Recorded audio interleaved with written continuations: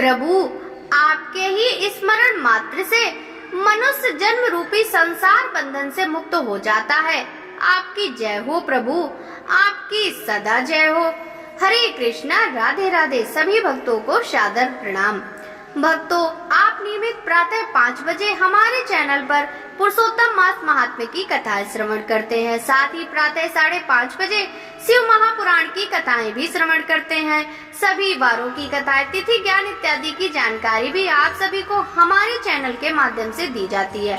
भक्तों, यदि अभी तक आपने चैनल को सब्सक्राइब नहीं किया है तो अवश्य ही कर लें। साथ ही बेल आइकन भी प्रेस कर लें, जिससे आने वाले हर नए वीडियो का नोटिफिकेशन आपको तुरंत ही मिल सके। पुरुषोत्तम मास महात्म्य के कल के अध्याय में आपने अध्याय 10 की कथा का रसपान किया था। भक्तों, आज हम अध्याय 11 की कथा का रसपान करेंगे। तो चलिए भक्तों, वीडियो शुरू करते हैं।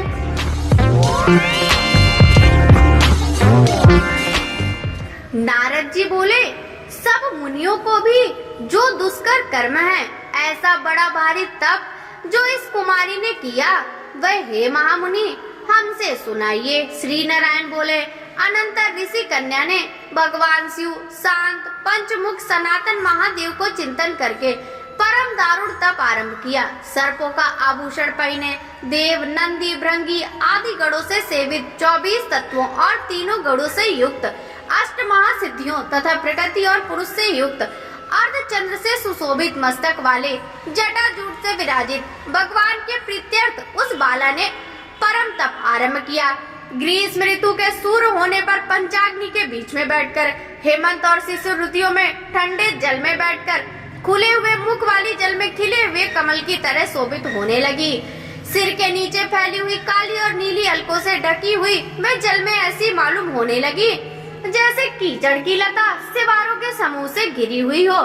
शीत के कारण नासिका से निकलती हुई शोभित धूम राशि इस तरह दिखाई देने लगी जैसे कमल से मकरंद पार करके भ्रमर पंक्ति जा रही हो। वर्षा काल में आसन से युक्त चौतरे पर बिना छाया के सोती थी और वह सुंदर अंग वाली प्रातः सायं धूम पान करके रहती थी। उस कन्या के इस प्रकार कठिन तप को सुनकर इंद्र बहुत चिंतित हो गए। सब देवताओं से दुर्दुषा और ऋषियों ने इस प्रणिया किया। उसी ऋषि कन्या के तप में लगे रहने पर हे नृपनंदन, हे क्षत्रिय भूषण, 9000 वर्ष व्यतीत हो गए। उस बाला के तप से भगवान शंकर ने प्रसन्न होकर उसे अपना इंद्रियातीत निज स्वरूप दिखलाया। भगवान शंकर को देखकर देह में जैसे प्राण आ जाए वैसे सहसा खड़ी हो गई और तप से दुर्बल होने पर भी वह बाला उस समय हष्ट पुष्ट हो गई। बहुत वायु और घाम से क्लेश पाती हुई वह कन्या शंकर को बहुत अच्छी लगी और उस कन्या ने झुककर पार्वती पति शंकर जी को प्रणाम किया। उन विश्व वंदित भगवान का मानसिक उपचारों से पूजन करके और भक्ति युक्त चित्त से जगत के नाथ की स्तुति करने लगी। कन्या बोली, हे पार्वती प्रिय, हे प्राणनाथ, हे प्रभु, हे भर्ग, हे भूतेश, हे गौरीश, हे शंभो, हे सोम सूर्याग्नि नेत्र, हे तमा, हे मेरे आधार मुंडास्ति मालिनी, आपको प्रणाम है। अनेक तापों से व्याप्त अंगों में पीड़ा जिसके ऐसे साथ परम घोर संसार रूपी समुद्र में डूबा हुआ, दुष्ट सर्पों तथा काल के तीक्ष्ण दांतों से डसा हुआ मनुष्य भी यदि आपकी शरण में आ जाए तो मुक्त हो जाता है। हे विभो, जिन आपने बाणासुर को अपनाया और मरी हुई अलर्क राजा की पत्नी को जिलाया, ऐसे हैं आप। हे दयानाथ, भूतेश, चंडीस, भव्य, भवत्राण, मृत्युंजय, प्राणनाथ, हे दक्ष प्रजापति के मग को ध्वंस करने वाले, हे समस्त शत्रुओं के नाशक, हे सदा भक्तों को संसार से छुड़ाने वाले, हे जन्म के हर्ता,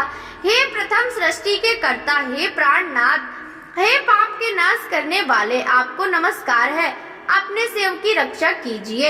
हे नृप, आप बड़ी भागवती मेधावी की तपस्विनी कन्या, इस प्रकार मन से और वाणी से शंकर की स्तुति करके चुप हो गई। श्री कृष्ण बोले, कन्या द्वारा की हुई स्तुति सुनकर और उसके किए हुए उग्र तप से प्रसन्न मुख कमल सदा शिव कन्या से बोले, हे तपस्विनी, तेरा कल्याण हो। तेरे मन में जो अभिष्ट हो वह वर तू मांग। हे महाभागे, मैं प्रसन्न हूँ, तू खेद मत कर। ऐसा भगवान शंकर का वचन सुनकर वह कुमारी अत्यंत आनंद को प्राप्त हुई और हे राजन, प्रसन्न हुई सदा शिव से बोली। कन्या बोली, हे दीनानाथ, हे दया सिंधु, यदि आप मेरे ऊपर प्रसन्न हैं तो हे प्रभु मेरी कामना पूर्ण करने में देर ना करें। हे महादेव मुझे पति दीजिए, पति दीजिए, पति दीजिए, मैं पति चाहती हूँ, पति दीजिए। मैंने हृदय में और कुछ नहीं सोचा है। वह ऋषि कन्या इस प्रकार महादेव से कह कहकर चुप हो गई और यह सुनकर महादेव जी उससे बोले। शिव बोले, हे मुनि कन्या, तूने जैसे अपने मुख से कहा वैसा ही होगा, क्योंकि तूने 5 बार पति मांगा है। अतः हे सुंदरी तेरे 5 पति होंगे और वे 5 वीर, सर्व धर्म वेत्ता, सज्जन, सत्य पराक्रमी, यज्ञ करने वाले, अपने गुणों से प्रसिद्ध, सत्य प्रसिद्ध, जितेंद्री, तेरा मुख देखने वाले, सभी क्षत्रिय और गुणवान होंगे। श्री कृष्ण बोले, ना तो अधिक प्रिय ना तो अधिक अप्रिय। ऐसे महादेव के वचन सुनकर बोलने में चतुरा कन्या झुककर बोली। बाला बोली, हे गिरिजा कांत सदाशिव, संसार में एक स्त्री का एक ही पति होता है, अतः 5 पति का वर देकर लोक में मेरी हंसी न कराइए। एक स्त्री 5 पति वाली न देखी गई है और न सुनी गई है। हाँ, एक पुरुष की 5 स्त्रियां तो हो सकती हैं। हे शंभु, हे कृपा निधि, आपकी सेवा में मैं 5 पतियों वाली कैसी हो सकती हूँ? आपको मेरे लिए ऐसा कहना उचित नहीं है। आपकी सेविका होने के कारण जो लज्जा मुझे हो रही है वह अपने को ही समझिए। कन्या का यह वचन सुनकर शंकर जी पुनः उससे बोले। शंकर जी बोले, हे भीरू, इस जन्म में तुझे पति सुख नहीं मिलेगा। दूसरे जन्म में जब तू तपोबल से बिना योनि के उत्पन्न होगी तब पति सुख को भोगकर अनंतर परम पद को प्राप्त होगी, क्योंकि मेरी प्रिय मूर्ति दुर्वासा का तूने पहले अपमान किया है।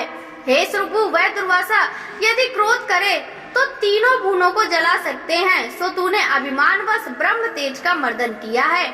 जिस अधिमास को भगवान कृष्ण ने अपना ऐश्वर्य दे दिया, उस भगवान के प्रिय पुरुषोत्तम मास का व्रत तूने नहीं किया। मैं ब्रह्मा आदि से लेकर सब देवता, नारद आदि से लेकर सब तपस्वी जिसकी आज्ञा सदा मानते चले आए हैं, हे बाले, उसकी आज्ञा का कौन उल्लंघन करता है? लोक पूजित पुरुषोत्तम मास की दुर्वासा की आज्ञा से तूने पूजा नहीं की। हे मूढ़े द्विजात्मजे, इसलिए तेरे 5 पति होंगे। हे बाले, पुरुषोत्तम के अनादर करने से अब अन्यथा नहीं हो सकता। जो उस पुरुषोत्तम की निंदा करता है वह रैरव नामक नरक का भागी होता है। पुरुषोत्तम का अपमान करने वालों को विपरीत ही फल होता है। यह बात कभी अन्यथा नहीं हो सकती।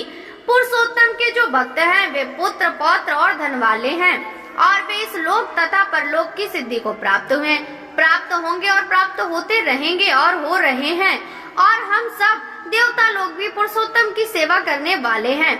जिस पुरुषोत्तम मास में व्रताधिक से पुरुषोत्तम शीघ्र ही प्रसन्न होते हैं, उस सेवा करने योग्य मास को हे सुमध्य में हम लोग कैसे ना बजें? उचित और अनुचित विचार की चर्चा करने वाले इतियो अनुकरणी जो मुनि हैं, उन अति उत्कट श्रेष्ठ तपस्वी पुरुषों का वचन कैसे मिथ्या हो सकता है? कहो, किस प्रकार कथन करते हुए भगवान नीलकंठ शीघ्र ही अंतर ध्यान हो गए और वह बाला युद्ध से भ्रष्ट मगी की तरह चकित सी हो गई। सूत जी बोले, हे मुनीश, रेखा सदृश चंद्रमा से युक्त मस्तक वाले सदाशिव जब उत्तर दिशा के प्रति चले गए तब वृत्तासुर को मारकर जैसे इंद्र को चिंता हुई थी, उसी प्रकार मुनि राज की कन्या को चिंता बाधा करने लगी। इति श्री बृहन्नारदीय पुरुषोत्तम मास महात्म्य एकादशोऽध्याय संपूर्णम। हरि शरणम। भक्तों, पुरुषोत्तम मास महात्म्य की यह कथा यदि आपको अच्छी लगी हो तो इस वीडियो को लाइक कर ज्यादा से ज्यादा भक्तों के साथ शेयर कीजिएगा। साथ ही वीडियो के कमेंट बॉक्स में जय जय श्री हरि विष्णु लिखना बिल्कुल भी मत भूलिएगा। आपसे मिलते हैं पुरुषोत्तम मास महात्म्य के अगले अध्याय की कथा के साथ। सभी भक्तों को हरे कृष्णा, राधे राधे, हरि बोल।